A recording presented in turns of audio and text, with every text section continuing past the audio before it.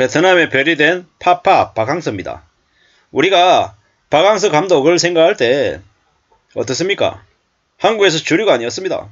비주류였죠. 사실상 한국에서 감독 자리를 찾기가 어려워서 저 멀리 먼 나라 베트남까지 흘러가게 됐습니다. 그 베트남 축구 감독의 자리는 외국인 감독이 8개월 이상 버티기 어려웠던 되게 뭡니까? 감독으로서는 되게 꺼려하는 자리였습니다. 그런데 이제 박항서 감독은 가서 그저 1년 이상 버텨보자 라는 그런 아주 겸손한 마음으로 갔죠. 그리고 우리가 상상하지도 못할 엄청난 역사들을 썼습니다. 대단하죠. 저런 모습을 보면서 박항서 감독의 진가를 실제로 한국이라고 한 나라에서는 몰랐던 겁니다. 이제 와서 박항서 감독에게 한국의 감독 자리를 아주 인기 있는 그에 걸맞는 자리를 제의해야 된다. 이런 얘기들도 나오는 것 같은데요. 아마도 박항서 감독이 고사할 것 같습니다. 고사하는 게 맞고요. 되려 후배들 양성하기 위해서 좀 더 이제 성실하게 좀 더 욕심부리지 않고 아마 지금처럼 계속 자리매김을 하지 않을까라는 기대를 해봅니다. 전술이 이렇다 저렇다 감독의 역량이 이렇다 저렇다 많은 것들이 있지만 저는 이제 어떤 대목에서 혹했냐면 이 기사 내용이겠지만 이 안에서 이제 이런 얘기들이 있더라고요. 뭐냐 죄송합니다. 예. 죄송합니다. 헷갈렸네요. 히딩 감독이 이제 그렇게 얘기했다고 하죠. 시간이 너를 기다려주지 않으니까 육성보다는 있는 자원을 활용해서 극대화하는 데 신경 쓰라. 이렇게 얘기했답니다. 그러다 보니까는 박항서 감독은 감독 한 명에게 맡겨오던 기존 시스템에서 문제를 발견하고 베트남 축구협회를 설득해서 장비 담당, 마사지사, 분석관 등을 뽑았답니다. 본인 혼자 모든 걸 다 할 수 없었다라는 거죠. 자기가 도움을 받아서 이렇게 같이 이렇게 그 축구팀을 이제 잘 이끌어 나갈 이제 힘들을 이제 자기 이제 사단들을 만들었던 거죠. 그리고 베트남 선수의 특징을 고려했다는 거죠. 그러다 보니까는 베트남 선수들에게 맞는 전술을 택했고 그 또한 처음에는 비판이 많았던 것 같습니다. 그리고 감독으로서 선수를 평가하지만 선수들 역시 조직의 구성원으로서 리더를 평가한다. 그래서 선수단과 스태프들까지 거의 50명이 되는 조직을 원팀으로 만들기 위해서 운동장에서 엄격해도 훈련이 끝나면 베트남 문화와 관습을 존중하고 아버지나 형처럼 선수들을 대하려고 했다고 했답니다. 그리고 선수들하고 같이 베트남 정신이 무엇인지 토의하고 단결심과 자존심, 영리함하고 투지라는 이런 것들로 이제 정신을 정하고 식사 시간에 휴대 사용 금지, 복장 통일, SNS로 팀 비방 금지, 시간 지키기 등의 구체적인 생활 규율도 선수들하고 공유했답니다. 그러면서 아마도 박 감독도 같이 지켰겠죠. 같이 지켰을 겁니다. 그냥 나는 감독이고 너희는 선수니까 너는 내가 시키는 대로 해. 이렇게 해. 라고 강제적으로 지시하고 오다하고 뒤에서 뒷짐지면서 지켜보기만 하는 그런 모습이 아니었을 거다라는 겁니다. 좀 더 다가가고 융화되려고 애썼을 거라는 겁니다. 그런 것들을 볼 때 많은 생각들이 들죠.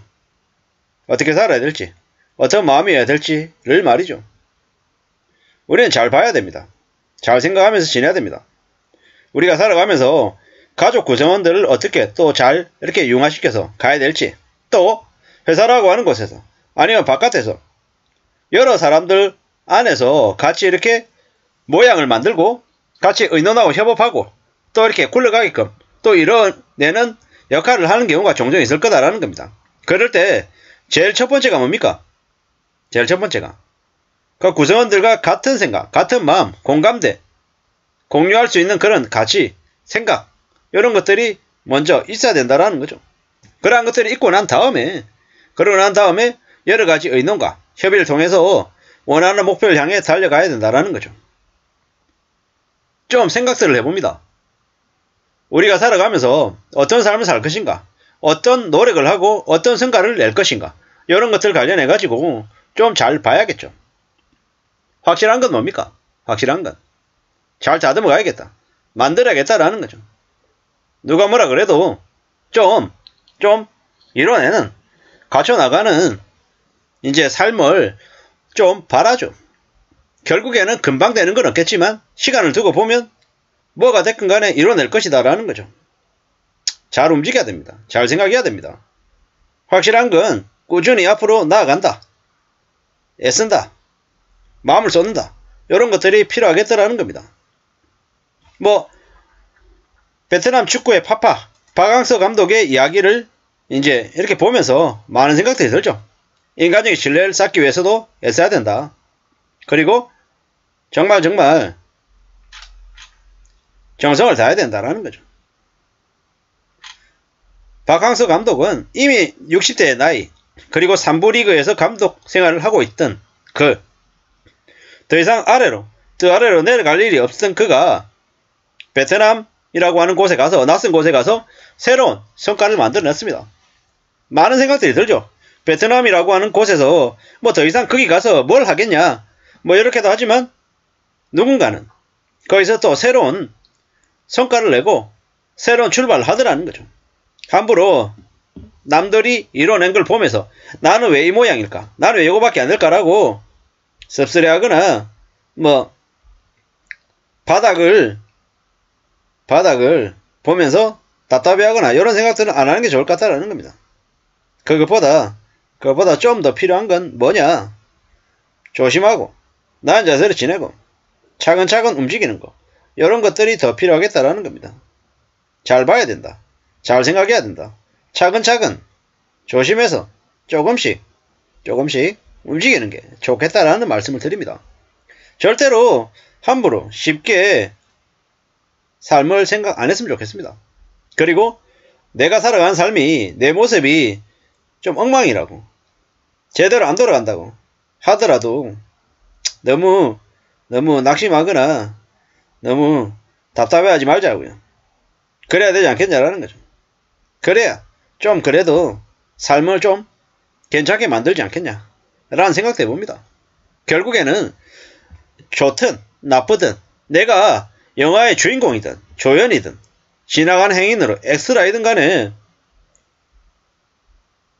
개개인들 모두 다 자기 인생에서는 전부 다 주연이라는 거죠. 너무 당연하고 뻔한 얘기지만 너무 자기 자신을 비하하거나 너무 과도하게 우쭐하는 그런 마음들은 좀 안 가지는 게 좋겠다. 그리고 박항서 감독의 파파 리더십, 저런 것들을 보면서 우리는 많은 생각들을 하고 많은 배움을 얻습니다. 어떻게 살아야 될지, 어떤 모습으로 지내면 좋을지에 대해서 이제 차근차근 자기만의 생각으로 잘 정리해놓고 자기의 삶에 잘 반영하면 좋을 것 같습니다. 감사합니다.